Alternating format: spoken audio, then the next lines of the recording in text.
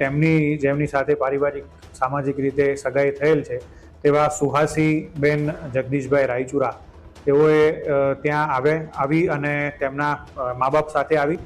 અને આ જે હિત પોપટ છે જેઓ ફરિયાદી છે આ ગુનામાં તેમની અને તેમના પરિવાર જેમાં તેમના માતા પિતા અને તેમની બંને મોટી બહેનો એમના ઘરે હાજર હતી, એમની સાથે ખૂબ જ ઉગ્ર રીતે ઝઘડો કરેલ અને ગાળાગાળી વગેરે કરીને અપશબ્દો મોટેથી બોલી અને મોટો ઝઘડો કરેલ.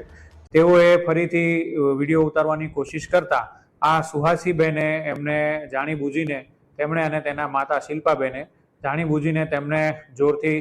ધક્કો મારી કબાટ સાથે અથડાવી અને નીચે પછાડી દીધેલ, જેના લીધે જે વૃંદાબેન નિર્મળ જે છે તેઓને અંદરૂની ઈજા થતાં તેઓને વોમિટ થયેલ ઘટના સ્થળે જ અને પછી તાત્કાલિક 108ને બોલાવવામાં આવેલ અને